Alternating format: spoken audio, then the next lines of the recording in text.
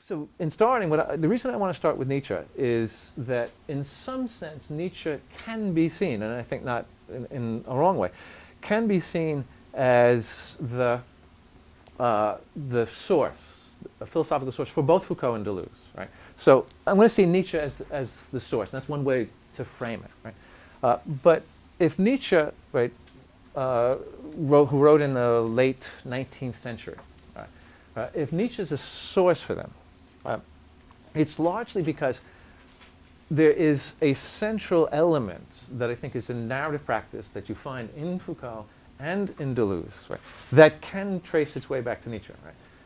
And one way to think about this is that if we think of narrative practice as assuming that people, through their stories, create who they are, what that means, well, one of the things that means, is that it's a denial that people have certain psychological essences that they just live out.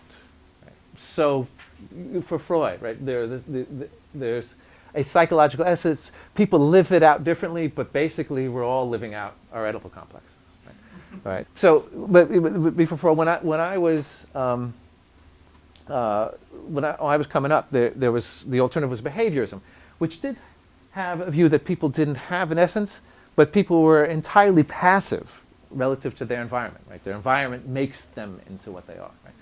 So, one of the questions that can arise is, how can we think of people on the one hand as not having an essence of the kind that Freud talks about, and yet on the other hand as not being passive, right, in the way behaviorists talk about. And narrative work, I think, is like that. We create our history, but we create our history alongside others in an environment, right, that we don't choose. Right? And we can see Nietzsche as being one of the people that influences, particularly Foucault, right, but also Deleuze, around this issue. Right? So what I'm going to say about the term I'm going to use is this for Nietzsche is, and I don't know if this is a term that you use, plasticity, right? Right. The idea, right? Sorry, that's an idea that you guys. How do you define it when you guys use it? Plasticity being something that's changeable. Yeah, exactly. Right. It isn't locked into something. Right. So for Nietzsche, right, who we are is plastic, right, and who we are is a product of our history. Right? Now you can think who we are as plastic and not think it's just a product of our history. Right? Think of the behaviorists. Right? That the who we are is something that happens to us. Right? Now, Nietzsche was one of the first who really, if I could say, emptied out the self from having some essence. Right?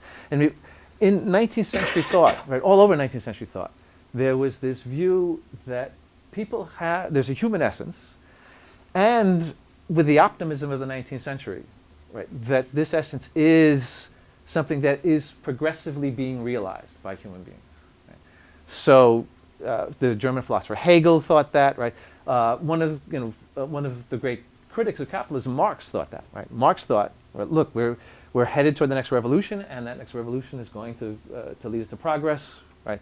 So throughout the 19th century, there was this view: there is a human essence, or at least a human goal, that is progressively being realized. And Nietzsche cut against all that, right? There is no particular goal, right? That we are all products of I'm going to use the term, a contingent history, right? But I want to stop and ask, are we comfortable with that idea of contingent, or should I hang out with that word a little bit more? Just hang out with it for me a little bit. That's fine, good, right? The contrast with contingent would be necessary, right? So for Marx, right, we are products of a necessary history, right? There is a history of class struggle. That class struggle has yielded the next to last stage of history, capitalism. That next to last stage of history is going to yield another one. But that there is a necessary movement of history. Right? That would be viewing history as necessary. Right? To view it as contingent means it doesn't have to be any one way or the other. Right? It develops, but it develops in ways that not only can you not predict looking forward, But even looking backward, you think it didn't have to be that way, right? And Foucault is very much the contingent historian, as we'll see, right? Say that again. Contingency is what? It would be the opposite of necessity, right? So contingency means the history of how things have developed, right? It didn't have to happen that way, right? There's no, we could say, no underlying pattern that makes it occur one way as opposed to the other, right? Another way, Nancy, I might put it is to say that there are, that history has accidents, right? And, you know, for people like Marx, there are no accidents in history, right? From many of the 19th century philosophers. Right? And Nietzsche thought that history was contingent. Right? So who are we? We are products of history, and that history is contingent. Didn't have to be the way it is. Right? But the question then is, how is it that, that this history, how do we look at that history? Right? What does this contingent history look like? Right? And for Nietzsche, right, the contingent history, right, is one, right, that is the struggle of what he called, and what I'm going to do is I'm going to talk about it the way he talked about it, and then back up a little bit, because the way he talks about it's going to sound a little weird, right? And then back up and say, well, there's another less weird way to think about this, right? But he thought, at least in some of his writings, that history is the product of the struggle of two kinds of forces, right? Right. And the forces, he called them active forces and reactive forces. Active forces and reactive forces. And what I'm going to do is I'm going to define them. It's going to stay a little abstract when I define them, and then I'm going to give you some examples where I think can help make it sorted out. Mark. This is kind of reminding me of force field analysis. Kurt Lewin, who talks about forces for change versus restraining forces. Yes. Yes, that would be fair. That would be fair. That division that you just made, right, is actually close to the active and reactive, right? Right. An active force is a creative force. It seeks to create something.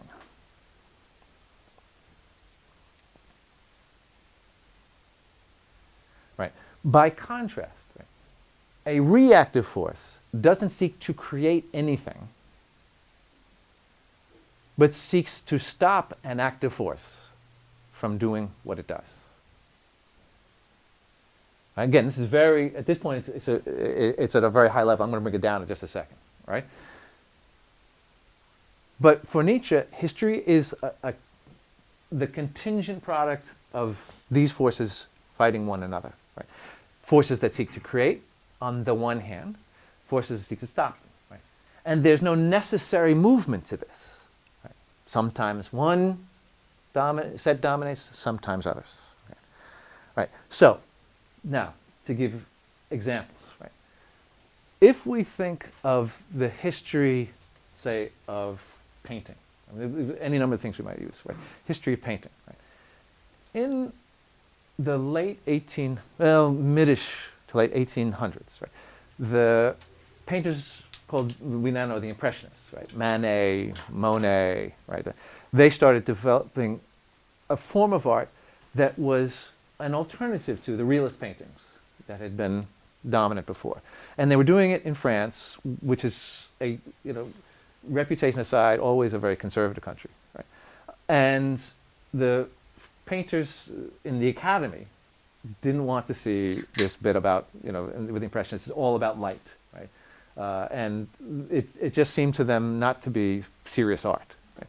So what happened was there was a showing, as there was the French Academy of Art had this showing, and when in the showing, the Impressionists, Manet, Monet, right, Renoir, they submitted pieces, and they were all rejected.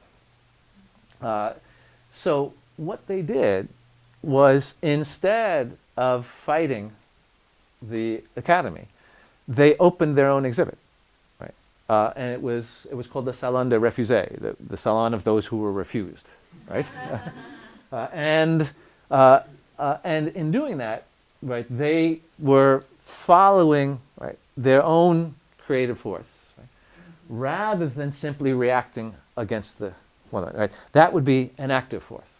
Okay, the reactive forces were the academy. Right? They didn't want to see what was going on. Right now, give you another example, but we can also see this. I'm going to give you a second example. Then we can see it now more personally. Right? I want to bring it back to narrative stuff. Right?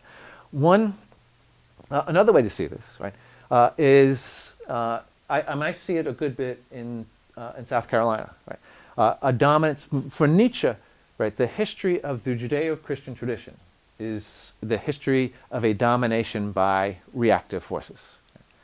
And when I moved to South Carolina, I was struck by how vehement, and this has softened a bit, but not as much as it should have. I was struck by how important issues of homosexuality and issues of abortion were. And I remember talking to people about this and saying, what is it with you guys and sex, right? It just seems like sex is so central to all this stuff. They said, no, we're very concerned about sex. I said, well, you never seem to quit thinking about it, right? You're thinking about homosexuality, but the idea was the approach to sexuality was reactive, right? I'm not a homosexual, I'm okay, right? I oppose abortion, I'm okay, right? So the reactive forces, it was like those are the forces who don't define themselves by what they do, right? But it's as though their motto is, I'm not that, so I'm okay, right? So you can see how it's a reaction. It's always a negative reaction. So for Nietzsche then, right, Is go ahead. part of what you're saying about the Judeo-Christian because it is so locked in? Oh, let's be careful with that one. Oh, well, but by locked in, Nancy, you mean? Well, some of the institutions have a lot of rigidity in their rules. Good. And so then that would lock us in instead of being fluid. Oh, I see. Okay. Instead of being fluid and evolving. Would a reactive force be in many ways an organizing force? I mean, the difference between, something that's structurally built, you have landslides and then you have people building walls to keep the mountain from sliding down, and which would be in many ways reactive, but also a kind of an organizing force. In other words, we've got something good that's built, and now we're going to build some rules to keep it that way. Is that, Nancy, is what Mick said something? Maybe.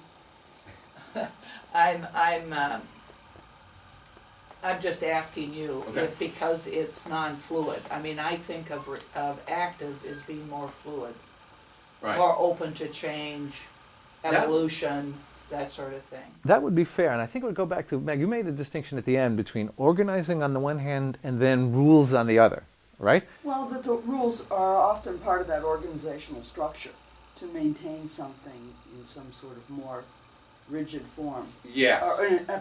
I hate to say permanent, but with an intention of creating something that's more permanent, Yeah. solid, and Has a Because you need organization to avoid chaos, but the organization needs to remain fluid, flexible. well, if you have two forces, then you've got that fluidity, and then you've got the Reactive. structural, organizational, reactive. Yes. If No, it's this is all right. If it's all right for me to add those terms to that. I think, sense. for me, you run into trouble when you put a value system on it. In other words, reactive is always bad and fluid is always good. I think society throughout history has needed both. Good.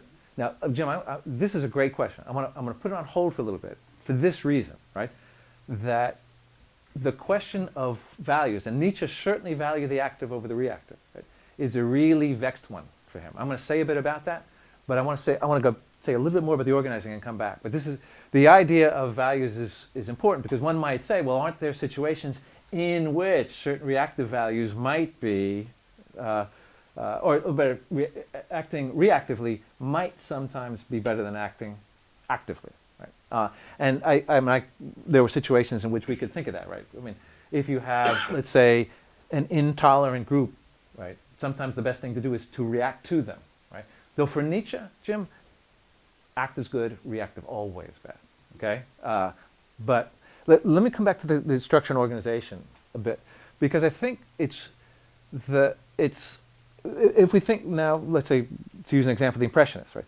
They surely had ways of going about things. Okay, the primacy of using light. They had different colors, right, which they used. Right?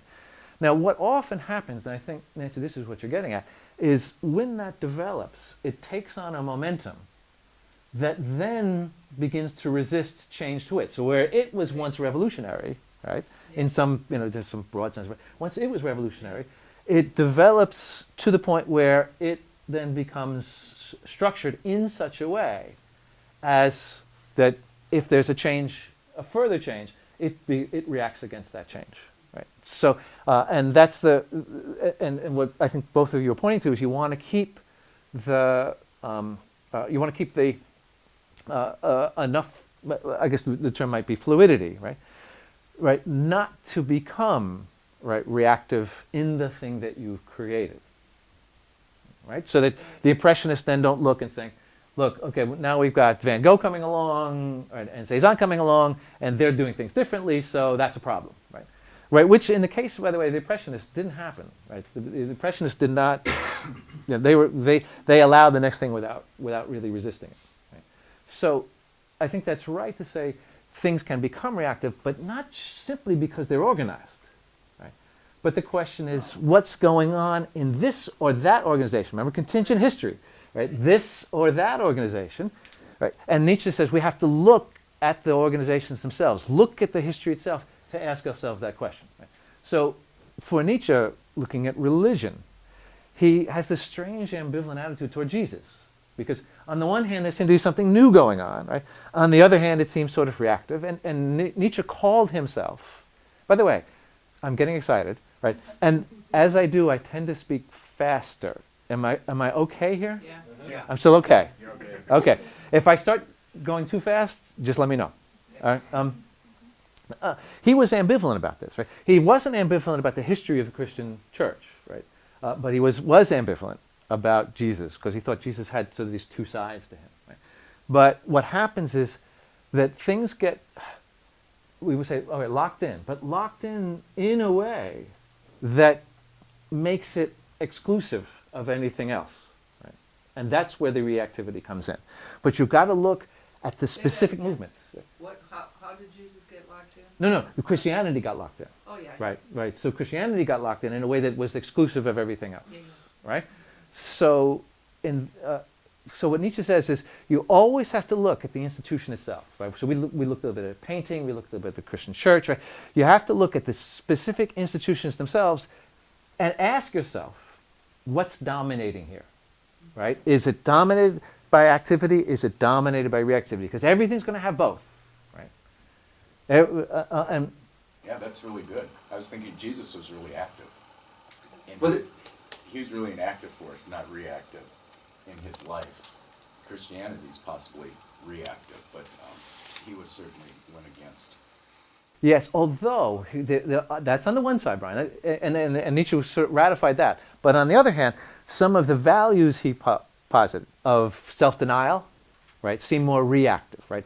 Rather than self-expression, right, there were values of self-denial that Nietzsche found to be reactive. That's why he's ambivalent about Jesus. Sam, jump in.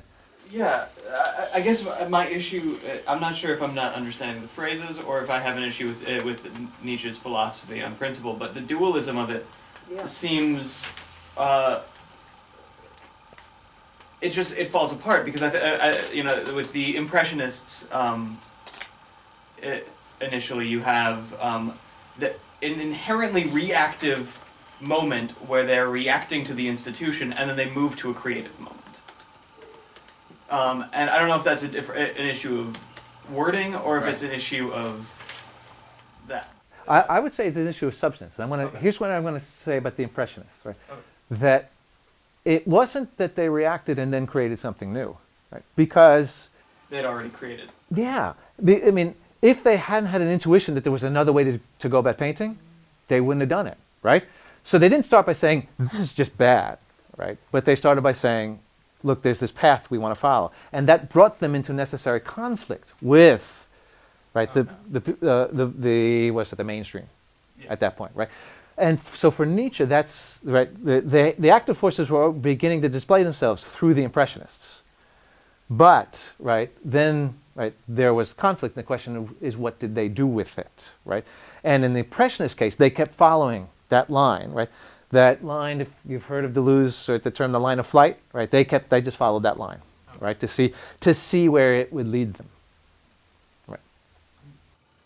Well, then I think about something like pop art, for instance. It rose up as or like political art. It often rises up as a reaction to something that has happened. It's not necessarily there as a thing that happened. As like the Impressionists, it's a reaction, but it is inherently creative in how it reacts. Yes, and the thing about pop art's a funny one, right? Yeah. Because it's difficult to tell. Is it starting more active or reactive? And this is where Nietzsche, I started to say, Nietzsche saw himself, he called himself a symptomatologist, right? He would look at what was going on and then try to read from the symptoms, right, whether there's a domination by active and reactive. Because remember, there's going to be both going on at the same time. Let me give you an example. Meg, I'm going to put you on hold for 1 second. Just to give an example of thinking about it therapeutically, right? A lot of folks come to therapy in a more reactive mode, right? Like things are happening to me, right? And isn't part of, right, we could say restoring, can I use that word, restoring, right? Right. Okay, that's not weird even to a philosopher, right? Part of restoring, right, is allowing people to become creators of their own story. In other words, right, following a more active rather than reactive line. The more reauthoring is the more precise. Okay, reauthoring. Because that gives the agency part. Good, right? So, and what that is, right, as if Nietzsche was describes, is a release of active forces, right? And all this can only happen now on the Nietzschean view. But think about it with your conversational partners. This can only happen if we take history to be contingent, not the grand history and a person's personal history. Right? Person can create themselves through their stories to be otherwise than the ways in which they think of themselves. Why? Because the ways in which they arrived at where they are is contingent. Didn't have to be that way. It can be another way. So we read the past, right, or the prospects for the future, right, with them in such a way, right, as to allow them to become active as opposed to reactive. Right? So I think what Nietzsche talks about in history is something that we can see in narrative work, and I think goes deep into the, I'm going to use that term, the conceptual foundations of narrative work, right? In the ways in which we conceive the character of people and the character of therapy, right? So, forever the psychologist here not familiar with narrative therapy, as I listen to you, I think, isn't that a lot of what comes into my office is people reacting to the family dynamics. Mm-hmm. I mean, if it's Yes. a family that's coming in, it's just this moving from a place of powerlessness, which reactive feels to me, and versus a place of active, which feels more powerful. Exactly, right? And I think that these ideas, right, which we see grounded in Nietzsche, right, find their way into Foucault and into Deleuze. Now they're going to look different when we see those guys, but they'll find their way in such a way as that doesn't get lost.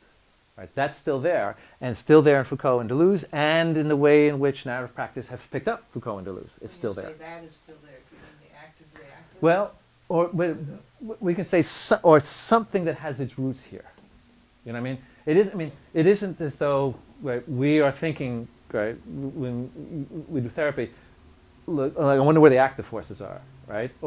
But the concepts that he's putting on the table, right, are ones that I think that often find their way into narrative practice, right? And having said that, let me say this, and then Megan, I'll come back to you, right?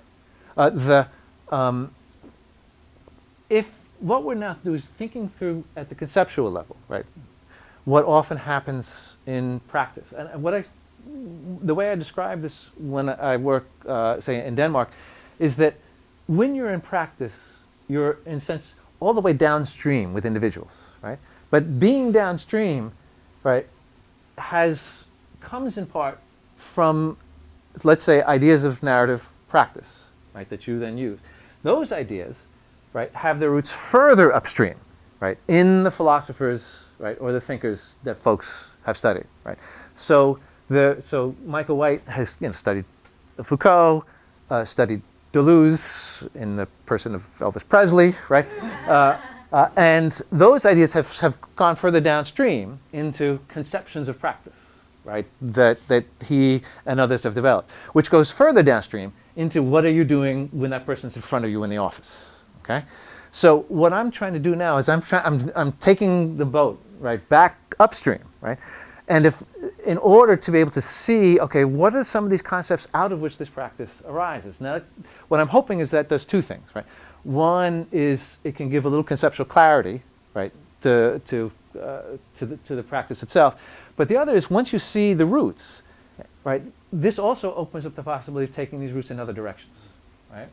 And since that's something that folks are doing, right, I think I move in that direction. So Nancy, I want to say that it's not as though active and reactive are in our minds, right, as we work, right? But that they themselves have influenced the theorists who form the background of narrative practice. Yeah, I don't know what narrative practice is, so I'm assuming we'll get to that. Tomorrow. Well, I'm not here tomorrow, so. Send me an email. Okay, yeah. Well, in this article, if I can make an extreme example, slavery, blacks were essentially, their status in society, their use was biblically informed, and in the Constitution, which is like a set of rules, we were 3/5 human, and that's an extreme example of essentialism versus contingent, because people who were slaves chose to think of themselves otherwise, and they weren't just products of biblical history or constitutional history. Right. And within that example, we can also see, right, thinking of oneself otherwise as involving sometimes active work and sometimes reactive work. Right. The active work was developing new forms of cultural expression, right, which have come down to us today. And some of the reactive was reacting against, right, the conditions of slavery. And that comes back to, Jim, your question, which is we can see cases in Slavery Degree 1 where reactivity is not something we would say is a bad thing, right? Although for Nietzsche, it's only activity that matters, right? So, right, you see what I mean? Right, but I think if we're going to be Nietzschean without having to ratify just active forces as the only good ones, right, I think we have a distinction here that probably is helpful in thinking about, right, how people move forward. So for instance, right, if the slaves define themselves solely by their reactivity, right, and not by what it is they create, right, then it's as though there's a certain emptiness for them, right? That, oh, who are we? We are just the people who are against this condition we're in, right? But part of many emancipation movements has always been to develop a positive conception of oneself, right? And that positive conception, right, was tied up, right, with the church and with music and a series of things, right, that have come down to us today. So it's not that reactive is necessarily bad, right, but to define one's to be dominated simply by reactivity is to put yourself in that negative position. Right? Meg, I had you on hold a while. The only thing that, it seems that ironically there's some limitations with Nietzsche's, both the fact that it's kind of this duality, it's either not or yes, right or black or white, but also that his approach seems to have been so kind of value laden of what's good that he himself becomes a reactive force. I mean, that if he's deciding this is good, and every time this happens it's good, he is now becoming the organizing reactive force to that. Oh, not necessarily. I see what you're saying. This is a really interesting question. Not necessarily, because if one is now, remember, we're not talking about, like, people aren't active, right? Institutions aren't active or reactive. Everything is combinations of the struggle, right? So people, right, are products, in Nietzsche's view, of a struggle of active and reactive forces. And the question for Nietzsche is which is dominating, right, the active or the reactive? Institutions, right, are struggles of active and reactive forces. The question is which is dominating, right? So, right, if we look at it that way, right, then the domination by an active force is, you can privilege activity, but without necessarily fighting against reactivity. So, and that would, in Nietzsche's view, be active. So remember how we looked at the reactive person. The reactive person said, they're bad, therefore I'm good, right? Homosexuality is bad, I'm not a homosexual, I'm okay, right? So one is defining oneself or dominated by something reactive. Right? If we were to look at the active force, it would be not, right, I am good, therefore you are bad. It won't be the opposite, right? It would be simply, I am good. The idea being that what's reactive doesn't count, right? It's not there, it's not figuring. One is simply following one's line of creativity and not concerned about the reactive forces. Right? Now, in Nietzsche's view, and again this is controversial, that sometimes involved destruction, right? But for Nietzsche, the destruction was a side effect of creation. So let's suppose, in a more anodyne example, that the Impressionists become so popular that it winds up destroying the art, right, that was done before. Right? It wasn't that they set out to do that, and it wasn't that they even cared about that. Right? They're doing what they do. So you have reactive forces which define themselves as good against something, and active forces which don't define themselves as good relative to anything. Right? They are simply involved in the process of their own creation. Right? So, Meg, to come back then to a therapeutic example, a person who is starting to reauthor their story in such a way as to be more active, right, doesn't need to be the person who necessarily says who reacts against the story that they used to be telling. Right? That story goes by the wayside, right? And they can be active, and you can read Nietzsche that way, right? Does that make sense? Right. Now, Jim, I'm about to start wandering back to your question, okay? But I want to make sure, so far, do we feel like we're getting a sense of this distinction, okay? And remember, two things to keep in mind, right? Active and reactive forces and contingent history, right? And the reason is, right, that Foucault is going to take up the contingent history part and not this part. Right? Deleuze is going to take up this part and not so much the contingent history part. Right? But we'll see that, in time as we go. Colin. So one last little quibbling question about these words. Sure. Is reactive always reaction against? Is praise an active or a reactive force? Those are two separate questions. Okay, right? Reaction is no. They're one question. I just saw the question, right? Because you want to say that can praise be something that reacts to something just as blame can? Because we've always been using the negative examples, right? Okay. It's going to depend. Praise, in particular, is going to depend, right? If you are praising something for its reactivity, you're participating in the reactivity. So, for instance, right, in the church, right. The governor of South Carolina praises the church in its attempt to keep homosexuality as illegal as you can do in South Carolina, right? That would be reactive because it's part of a larger project of reactivity. Praise for active forces, right, would be more active, right?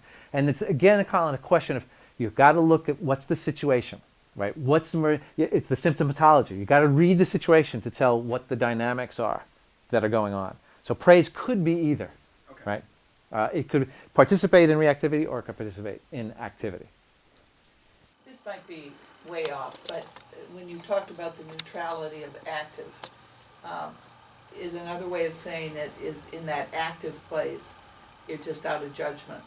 And reactive is more judgmental because you don't like what's going on, or it's trying to. I would say judgmental in that pejorative sense of judgmental, right? I mean, active forces make judgments, right? Sorry, They're not judgmental.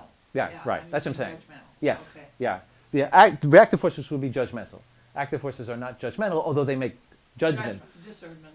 That's it. Okay. Yes. Okay? But now, at this point, it sounds like what's going on with Nietzsche is that there are these things, these forces that exist in the universe, right, that struggle and grab hold of things, right, and turn them one way or the other. And one wants to ask, well, where are these forces, right?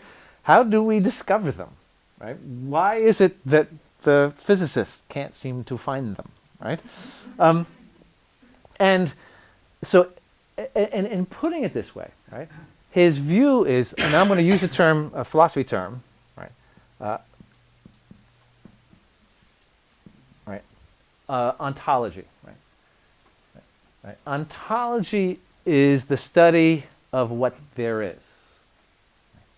Deleuze is a straight-ahead ontologist. Wants to ask the question, ultimately, what is there? Right?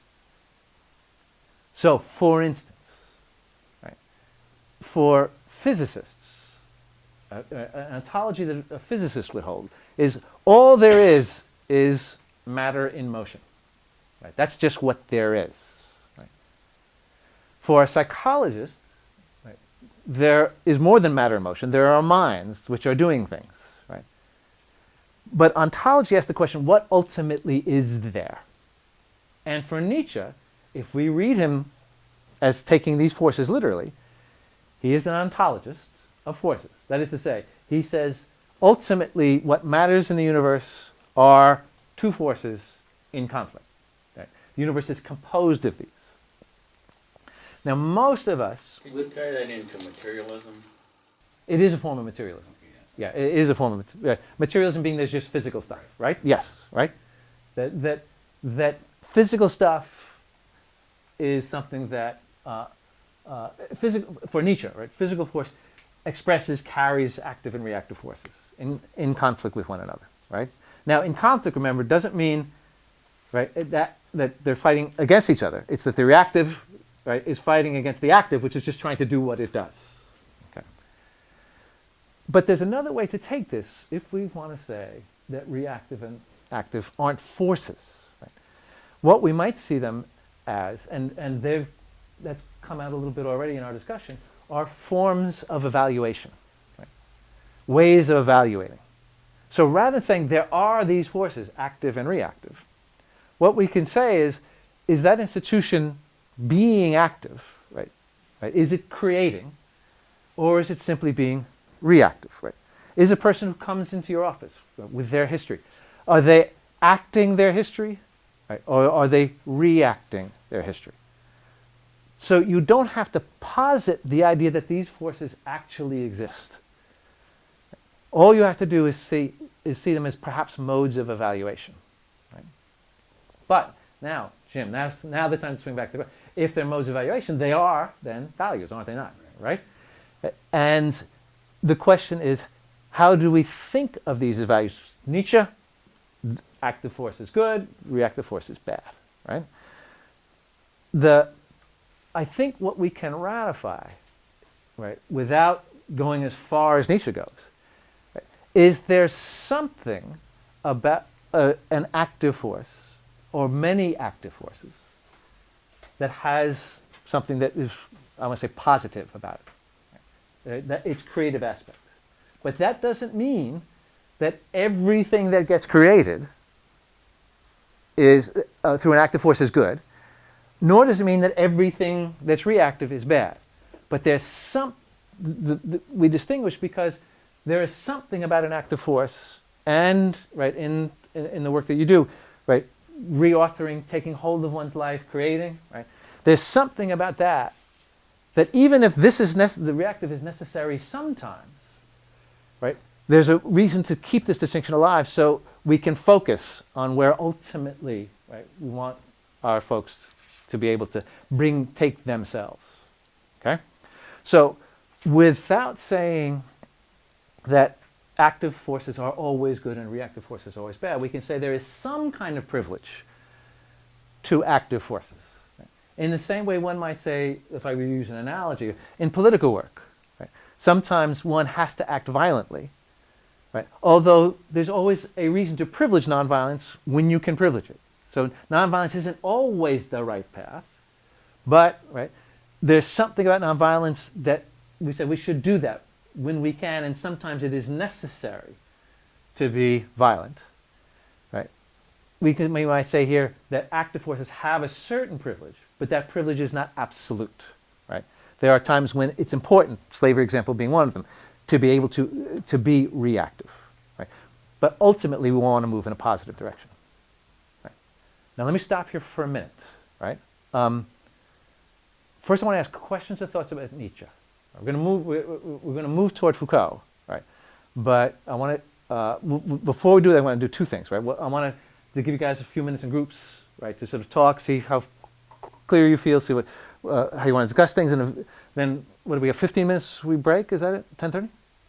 Yes. Okay. So. I have a question. Go ahead, Jim. About Nietzsche. What currently is his reputation in your field?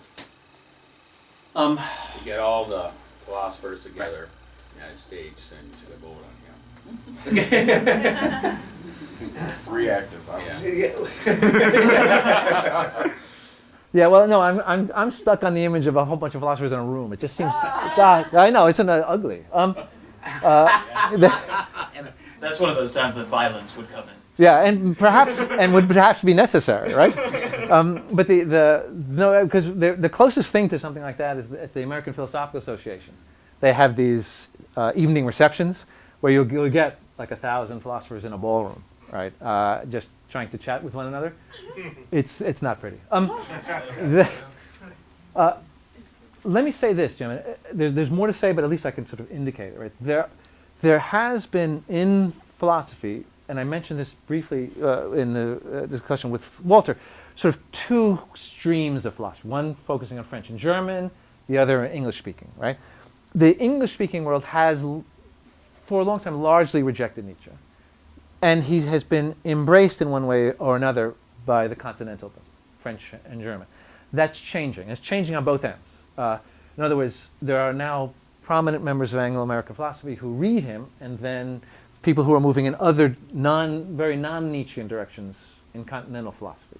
So what I would say is that he's enormously influential, but that's not the same thing as saying that he's somebody people necessarily ratify. Right?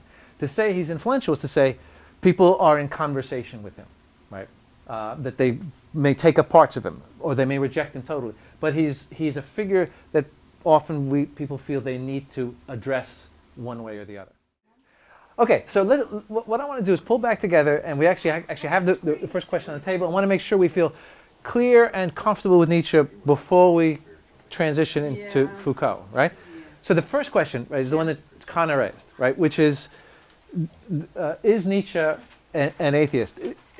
Nietzsche, one of Nietzsche's famous pronouncements, right, is God is dead, right? And we killed him. What?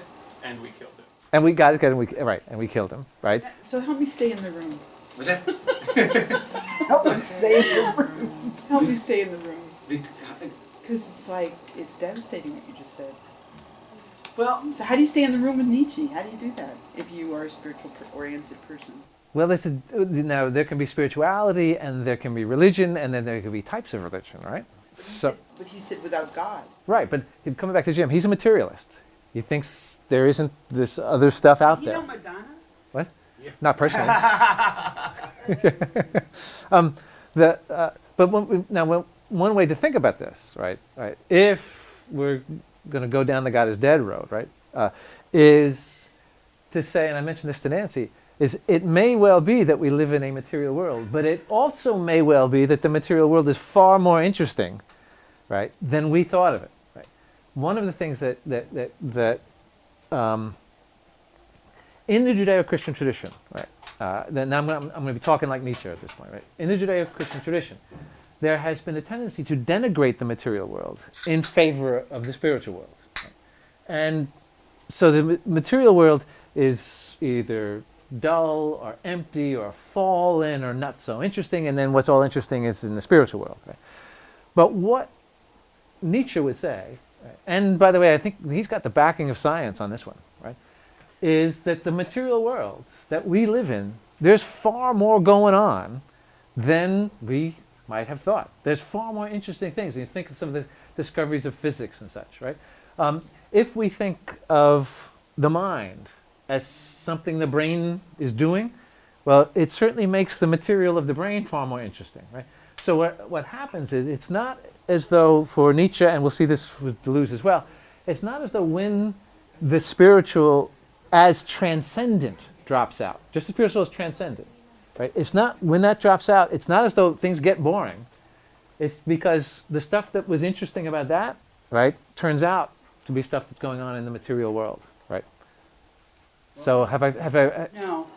I would, So there's the you go question first. I would have, I think it was Ron who said, we all have our apotheosis, we all have our religious project, and what would Nietzsche's be? I mean, he can say he's an atheist, but Right. what is, after all is cleared away, he is working on, Right. according to these writers, and I happen to agree with some of them, that everybody has a form of religion, apotheosis project going on. right, and this is and a lot of this is going to depend on how you define the term religion, right? And, yeah, That's a very broad definition, right? So, was it?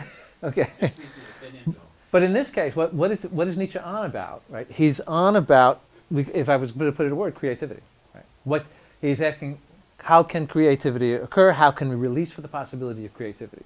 So his apotheosis would be the creation of new forms of life, new ways of seeing, right? I would Which say is, call so that- he limits it to man's creativity, is that right? Yeah. I can't. Yeah, he absolutely does. It limits it to man's creativity and the creative forces of nature. So But yeah. God is just not involved for him. So is someone who is involved with God disdaining of this? Is that their positioning? Is there any relationship between God and Nietzsche? I think that with those two, it's really. I mean, Nietzsche is an anti-theist. He sees he sees religion as a negative force ultimately, and that Not is religion, I'm talking about God. God, and God he sees as a product of religion. But hold on a second. We add one thing here, and this is the importance of the contingent history, right? Right. For Nietzsche, the idea of God emerges from a particular history, right? So if you ask him, in principle, is it possible for there to be a belief in a God of some sort that would be active, right? He's not going to say no, right? But for Nietzsche, it is God, as we conceive God, is a product of a particular history. So the problem with God as reactive, as for Nietzsche, is not a problem with the very concept of there being a God. It's with this history that has led us here. See what I mean? That's why the importance of that contingent history, right? So it's not the in principle. I mean, Nietzsche himself, right? Sam's exactly right. Nietzsche himself, right, had no recourse, but I don't to any form of God, right?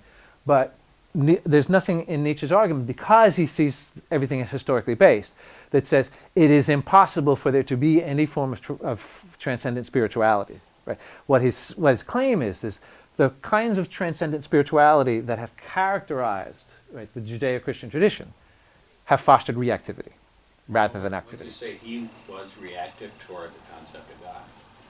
Ah, that's great. I would say, now I'm going to go really sympathetic with Nietzsche, maybe more than he deserves, right? But you know, whenever I teach a thinker, I always want to teach like the best version I can. The reason being, there's a tendency sometimes in philosophy to say, here's what the guy thought and here's why he's wrong. Now we go on to the next one, right? But to me, any great thinker, any thinker that's worthwhile, is worth seeing through as sympathetic eyes as you can. So anytime I teach, every thinker I teach, even if I'm teaching contradictory thinkers in a course, I always teach the best one I can, right? The one that... When don't you? What? When don't you? Yeah, rarely. Yeah. I always try to teach the most sympathetic view I can. And here I think, for Nietzsche, that if we're interpreting him as he often interpreted himself, right? Which is that he is not, we talked to Colin about the overman, right? He knows that he has all kinds of reactive forces in him. But he also wants to help clear a path for more active forces. Right? So what he's doing is he is oftentimes reactive. That's the critique of the Judeo-Christian tradition. Right? But sometimes pointing toward activity. So he sees himself a bit on the cusp of the active and reactive. Right? If you said, aren't you reactive against the Judeo-Christian tradition? I think he would say, yes, I am. Right? But not just that. Right? Because, and remember, who are we for Nietzsche? Always struggles of active and reactive. Neither solely one nor the other. Was Freud influenced by Nietzsche? Because he also thought there was no transcendent reality. Right. Freud once said that he doesn't read Nietzsche because Nietzsche is too deep. Are you serious? I'm serious.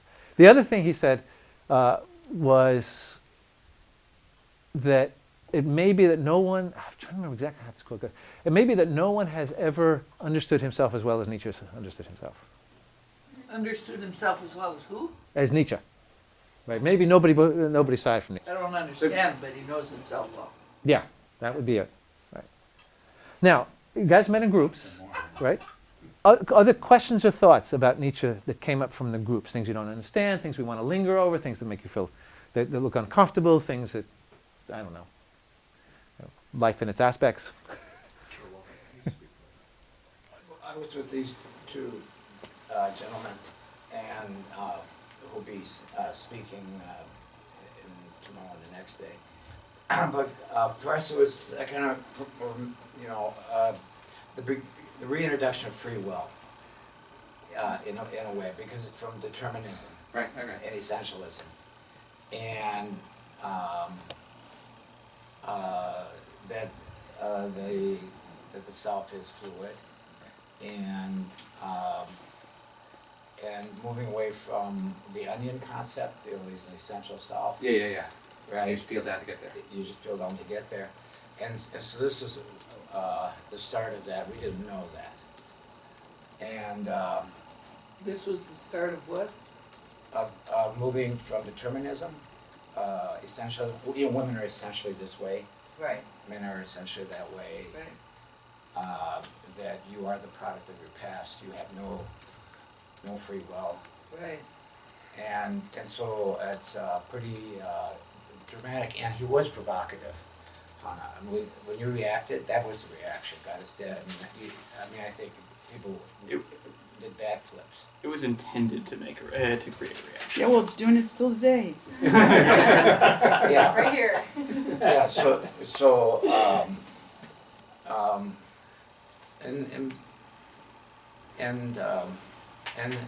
And seeing the forces, and then we have choice of how that can occur, and to some degree, based on a person's setting. Yes. Now, That's quite powerful. Yes. No, I think this is right. That philosophically, I must say a little bit about this. The free will determinism debate in philosophy is often considered, and I consider it to be the most difficult issue to sort out. Right. Free will what? The free will determinism debate. Do we have free will, or are we determined to be? Nietzsche had a critique of free will, but his critique, like all his critiques, was historically generated. In other words, he had a critique of a certain view of what free will was, right? And it's aligned with reactive forces. Now, how do you align free will with reactive forces? Think of it this way, right? The reactive forces only do what they do against active forces, right? So what the reactive forces tell themselves, right, and let's use the Christian ones for example, they say, well, look, not that I can't be active, I'm not capable of it, right? I'm not creative enough, I'm not strong enough. They don't tell them that. They said, I could be that way if I wanted, but it is evil. So I choose not to be that way, right? So the idea that Nietzsche was criticizing when he criticized free will was the way in which he thought this doctrine of free will colluded with a certain historical view of how a certain history of reactive forces, so that what the reactive forces couldn't do, they interpreted to themselves as choosing not to do, right? And there's your doctrine of free will, okay? None of these guys talk one way or the other about free will. However, right, what you guys have picked up on is the idea of contingency, right? It doesn't have to be this way, right? Contingency is not the same thing as free will. Why not? Right? Because you can have, let's say, does everybody in the room know the doctrine of behaviorism? Yeah. Right? Behaviorism, right? The view that we're just simply a product of what, the ways we get reinforced, right? You know, it's like the M&M theory of mind, right? Given them an M&M, they'll do it again, right? The behaviorism does view history as contingent, okay? It's just contingent on whatever happens to be reinforcing you. But at the same time, it's also determinist, right? It's contingent. History doesn't have to be this way. It can be another way. But you have no say in how it goes, right? It all just happens to you, right? I think what you guys have picked up on is we can take contingent history in another direction, right? Say you take contingent history to open up the space that if we now assume we have some free will, we can utilize that, right? That's, I would say, that's in the background of this stuff, although they never address it, right? I've written that at points that they need to believe in free will, else none of what they're doing makes sense, right?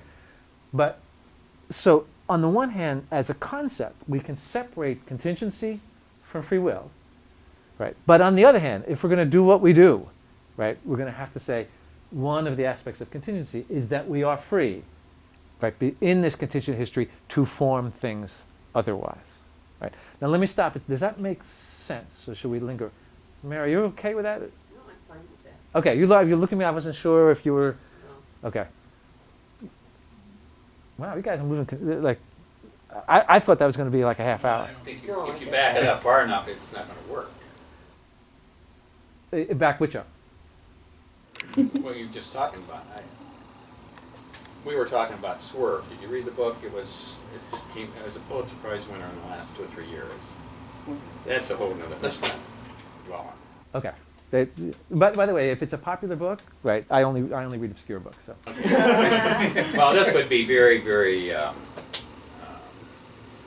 determinism. Okay. Right. Again, there's a whole debates about that. But in I would say any therapeutic work, the assumption is, well, not necessarily, but well, probably for most of us, the assumption is people can choose, right, to be otherwise than they are, and it's their choice, not something that happens to them. Right? John, it looks like you had a thought. Well, just in our little group, we sort of went downstream in kind of applying and went straight therapeutic. But in terms of how I'm thinking about that active force, for me, I'm just kind of sort of substituting, keeping an active force, but substituting that space to create word. Yes. Right? Yeah. You mean the space being the therapeutic space? No, just instead of thinking as the two forces being kind of dualistic, I see the active forces as more that space to create. It's like the Impressionists. It's a beautiful metaphor for me. It's like, it's not that they were reacting to the class, to a more realistic way of painting, but they found another way to paint and moved with it. So that moving on is that creative space to just find another way, a way that works for whoever that person is, given the contingent history within which they live. Good, good. No, this is exactly right. And So I'm just kind of translating a little bit. Right, and now one way to think about this conceptually is that we talked about Nietzsche saying history is a struggle of active and reactive forces, but it's not.